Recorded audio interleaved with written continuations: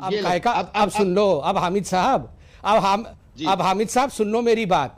अगर यहाँ पर बैठ के एक साधारण सा सुनो मेरी, सब देख लिया, सब देख लिया, आप मेरी बात ध्यान से, आप मेरी अब सुनो, मांग रहा हूं सुनो, आप माफी तो मांगो, सुनो मेरी बात सुनो, फिर अगली बात, अरे सुन तो लो, माफी सुनो तो सही, सुनो माफी तो मांगो। हामिद साहब, यहाँ इंडिया में बैठ करके बिना कुछ किए मैंने आपके कैमरे को गोल गोल घुमा दिया, आपको चक्कर दिलवा दिए। सोचो, कश्मीर करते हो, हमारे आर्मी का एक जवान आएगा तो आपका क्या हश्र करेगा। यहाँ बैठे बैठे मैंने आपको आपके पंखे दिखवा दिए, आपके घर दिखवा दिया, आपका गार्डन तक में चला गया, राउंड घुमा दिया आपको यहीं बैठे बैठे मैंने। ये तो आपकी हालत है। आप पंखा दिखा रहे हो, कभी फर्श दिखा रहे हो। हमारे आर्मी के जवान उतरेंगे तो आपका क्या हासिल करेंगे, सोचो। एक प्रवक्ता ने आपका क्या हालत किया, सोचो जरा। अरे आप मेरी बात मतलब ये कैमरा लेके राउंड घूम रहे हैं पाकिस्तानी। मेरी बात सुन लो। अरे मेरी जुबान नहीं, मेरे जुबान से ही मैंने आपको हिला दिया है। अभी बंदूक लेके उतरेंगे हमारे जवान तो क्या करेंगे। अरे आपकी बात क्या सुनना, अब बैठ जाओ जी हामिद साहब, अब ना हो पाएगा आपसे। ठीक है, सुप्रिया श्रीनेत बोलेंगी, समझ जाइए। जब बात देश की आती है तो हमारा विपक्ष भी एकजुट होता है। सुप्रिया श्रीनेत क्या जवाब देंगे हामिद खान को? नहीं हामिद रुके, मिस्टर हामिद रुके, मैं आ रही हूँ। ब्रिगेडियर साहब के पास भी मुझे जाना है, रुक जाइए। आपको अब मैं दूंगी सर, वो 30 सेकंड देना है नहीं, मैं डिसाइड करूंगी, थोड़ा सा रुक जाए।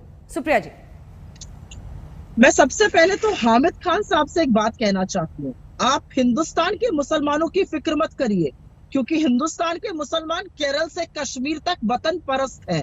आप लोगों की बेकार की बातें सुनकर इस देश के लोगों के हामिद खान बीच में नहीं बोलते हैं, बीच में मत बोलिए, बीच में बिल्कुल मत बोलिए, चुप रहिए।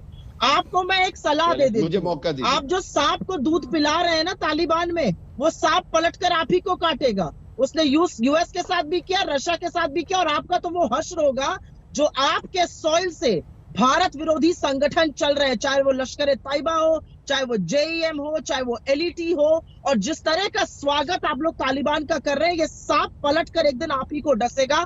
ये mark my words mister Hamid Khan, और आप रोएंगे उस दिन, और आप कोसेंगे अपनी सरकार को ये करने के लिए, अपने आईएसआई को ये करने के लिए जो हो रहा है। तो भारत के खिलाफ आप बोलने की जरूरत भी मत करिएगा। मैं पहली बात बोल, ये हमारा इंटरनल मामला है, ये हम निपटेंगे। एक मिनट चुप रहिए आप यहाँ पर आकर भारत को और भारत के मुसलमानों को कुछ भी कहने का कोई हक नहीं रखते।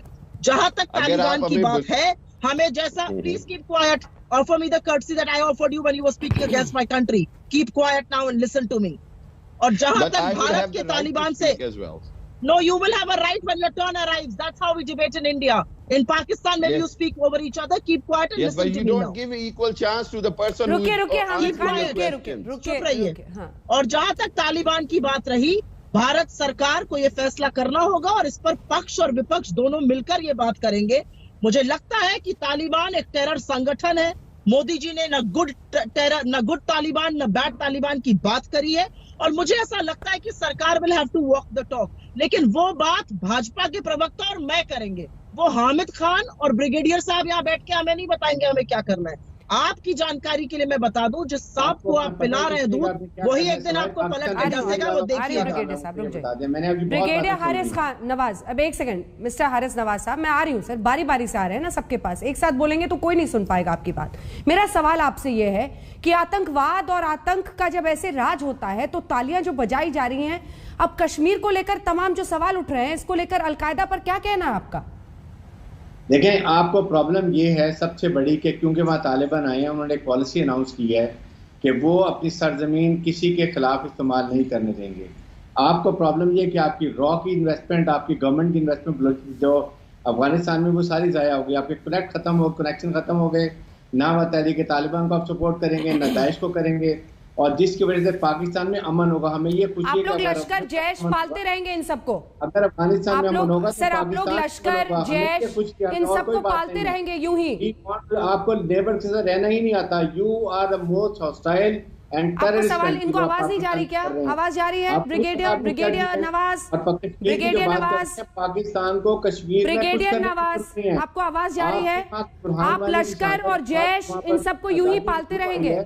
वो अब आपको सारे मार रहे हैं और आप उनके पीछे पड़े हुए हैं। इसलिए ये बात ना करें। कश्मीरी आपके और ना मुसलमान, जो मुसलमानों को हम लिंचिंग करते हैं, जो डंडे मार मार के गरीबों को मारते हैं, मस्जिदें गिरा देते हैं, ये आपको क्या मुसलमानों को ख्याल करते हैं? ब्रिगेडियर नवाज, मैंने बड़ी बातें आप लश्कर और जैश को यूं ही पालते रहेंगे? प्रॉब्लम नहीं है।